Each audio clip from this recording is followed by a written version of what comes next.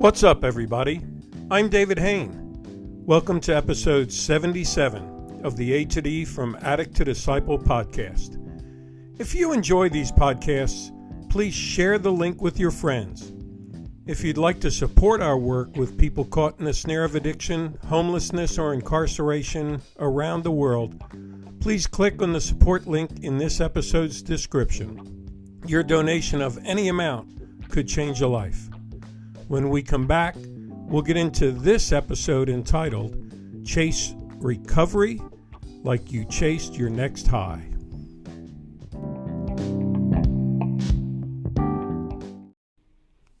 Welcome back to episode 77 of the A to D from Addict to Disciple podcast entitled, Chase Recovery Like You Chased Your Next High. Today's episode will be another group session. I want to thank all of the listeners for your feedback asking for more group sessions. And I want to give a big welcome to my friends in recovery from the U.S., South Africa, and Australia for their participation in this group again. This specific episode comes because I've had several requests recently for more about chasing recovery. And those listeners had recently listened to episode 48, the one that focused on chasing happiness. So this one will be more focused on recovery. So, guys, here's my questions for the group. Why do we chase so hard after those things or people that are the hardest to get? And second, why are we so nonchalant about our recovery? And finally, why don't we chase recovery like we chased the next high? Dante, would you like to get us started today? Sure, David. I've got feedback for all three questions. First, the question was, why do we chase so hard after those things or people that are the hardest to get? I believe that under the guise of the devil and his evil accomplices, we chase after things that are ultimately not good for us, not good for a walk with God. We chase after those things because we're prideful, because we think it's going to provide something that really only God can provide. Your second question, David, was why are we so nonchalant about recovery? And I think in a nutshell, it's arrogance and pride initially. I ultimately think we are scared of the hard work and scared of what it will reveal about us and that it might destroy us. Your third question, David, was why don't we chase recovery like we chased the next high? I see it as our addiction deadens our senses to what is right and good. To know what is right and good, we have to be woken up to that. I believe only through God in Jesus Christ and the power of his cross and resurrection can we truly be woken up to life. The next high is easier than recovery. I suppose it depends how one was raised and if they are able to overcome adversity. Wow, great start, Dante. The things that you said that jumped out at me, and I'd like to quote them again. First was, we chase after things that are not ultimately good for us. And you also said our addiction deadens our senses to what is right and good. Those are two great thoughts for all of our listeners to ponder, Dante. Ben, which of the questions is stirring in you? The last question, David, is something I say to a lot of people now. That if I chase my recovery like I chased my next high, I would be the most sober person I know. I think somewhere deeply rooted in our memory bank is a sense of don't touch that, or leave that alone, or thou shalt not. And I don't know about the rest of y'all, but I've always been wired that if you tell me not to do something, that's exactly what I'm going to do. For me, it didn't start with drugs and alcohol. It started as a sexual addiction. Guys, I lost my virginity at 14, And I think it was mainly because the church I grew up in a sense, demonized sex, especially sex before marriage. Don't get me wrong, I'm all about waiting for marriage, even though I didn't. But the way it was presented to me as a kid and then as a teenager, it was like forbidden fruit. And the way I'm wired, I want all the forbidden fruit that I can get. So I went after it. I was probably the most sexually promiscuous person I know. And that addiction started with pornography. I was definitely not nonchalant in the pursuit of sex and then eventually drugs. And so now, thankfully, I can say I'm at a place where I'm not nonchalant about recovery either. I really, really desire to be as vehement, if not more, when it comes to my recovery journey. I'm not sure why it doesn't switch over like that with other people who choose to walk away from addiction and start their recovery journey. Maybe it's that they're not hungry enough to really get completely sober, or maybe they just haven't gone through enough pain, or maybe they just haven't suffered enough loss. For me, 4 years of prison and abortion, driving my health down into the ground, and dragging my family through the mud with me was enough for me to look at it and not just dislike my addictive lifestyle, but to hate it. Hate it like a snail hates salt. Anyway, not sure if that makes sense, but I definitely hope people can flip the switch and go after recovery the way they went after addiction. Ben, I love that quote. Hate addiction like a snail hates salt. Harry, you look ready to share. David, for me specifically, coming into recovery was embarrassing, and I didn't want to openly tell people about it. I wanted to still maintain relationships and friendships on the level I thought I was best at the time, and not letting anyone know about my issues or my addiction. Chasing recovery is always harder than chasing your next high, because with recovery, the emotions and pain are real, and not all of us want to deal with them in the right frame of mind. I know I battled. It's easier to give in than to resist. Our minds are dependent on people and things. Therefore, we clutch on to the wrong things and the toxic relationships instead of clutching on to God. For me, it took 10 years of trying to quit until I actually took my recovery seriously and spoke out honestly to everyone in my life about my issues. I guess I hated being labeled as an addict. Therefore, I hid my recovery. Pshaw, Harry. Your last statement is a great wake-up call for everyone early in their recovery. You said, I guess I hated being labeled as an addict. Therefore, I hid my recovery. Whew. Gary, what do you think? Well, David, I think we chase after people who are hard to get because no one likes rejection. We have a basic instinct to be accepted. It also represents a challenge for some to prove that they are worthy, perhaps more to themselves. And I believe that nonchalance is born in complacency, and that we think we've got this after sustaining recovery for a period, when in fact that's fool's gold.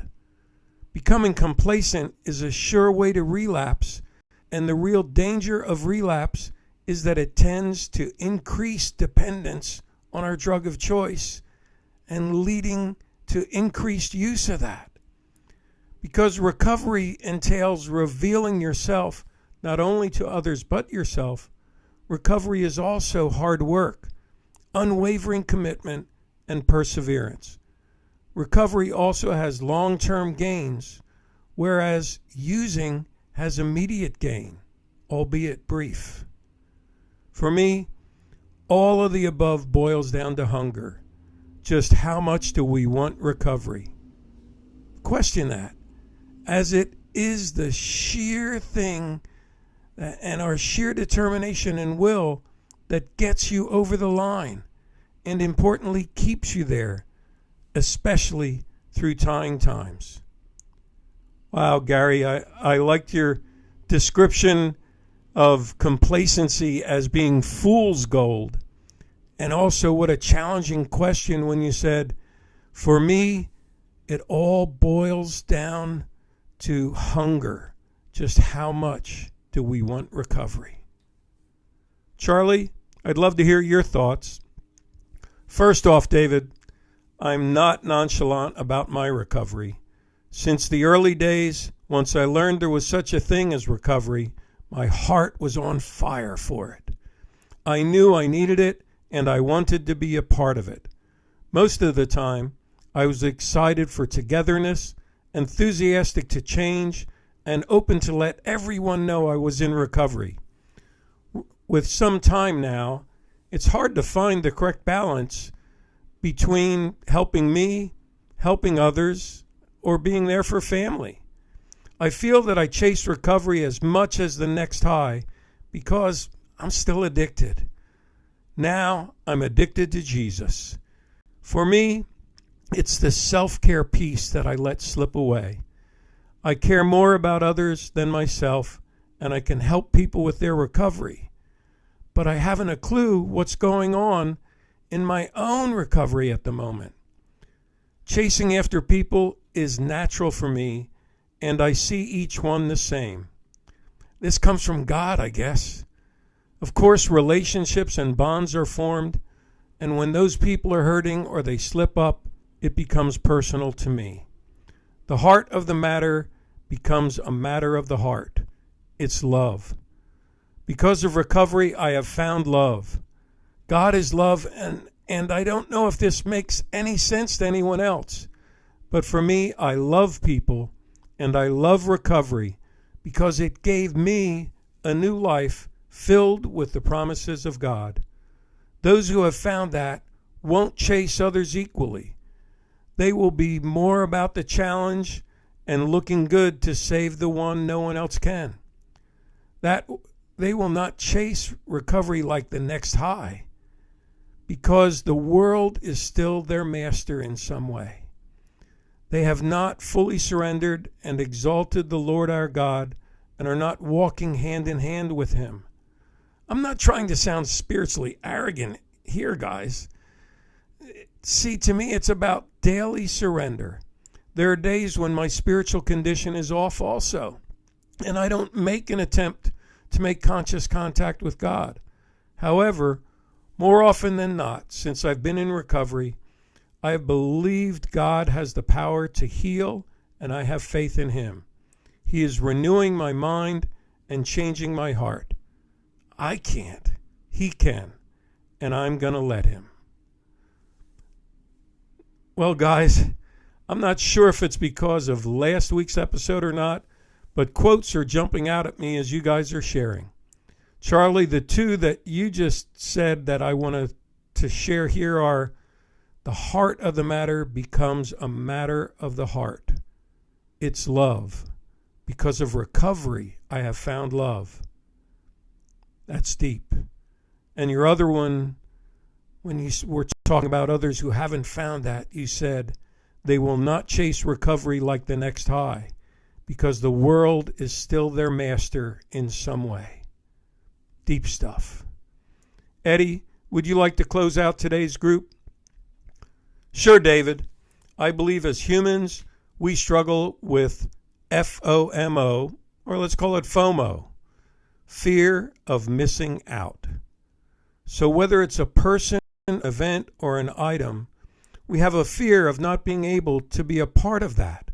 So we live our lives bending backwards to try and impress the world in order to stand out and be recognized in some way.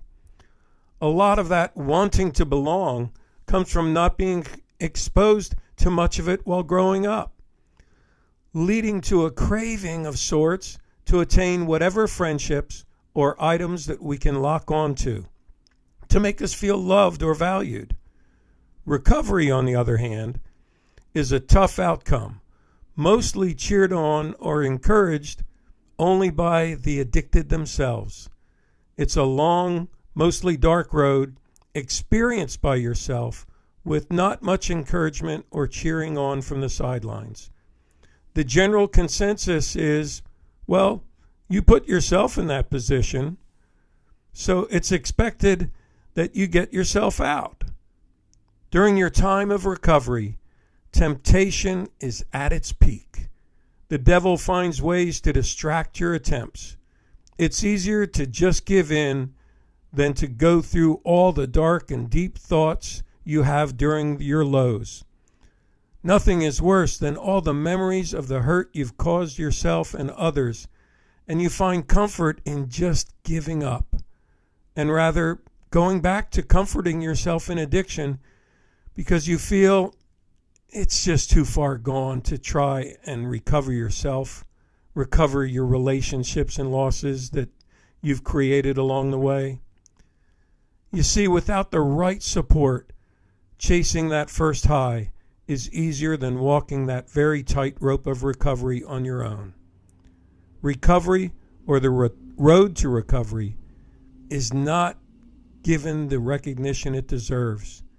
Compared to the attention we get in relationships or owning stuff or, other things that satisfy our lives. You see, that sense of belonging. Wow. Great quote, Eddie. Without the right support, chasing that first high is easier than walking that very tight rope of recovery on your own. This was an amazing group, guys. I'd like to close by giving you the assignment for your next group, and I'm giving this assignment to the listeners also. It comes from the FOMO idea that Eddie just shared. So I want to ask, what did you miss out in your childhood that might have caused a fear of missing out, a FOMO, inside you that set you up with cravings that fueled addictive choices?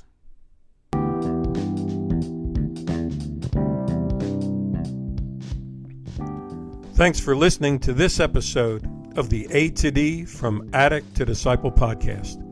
I hope you enjoyed today's words from our group. I sure did.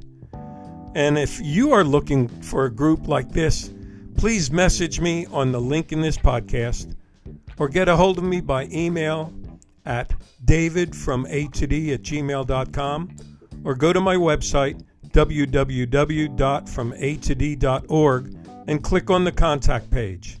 Tune in Monday for our next episode, and as always, stay safe and stay strong.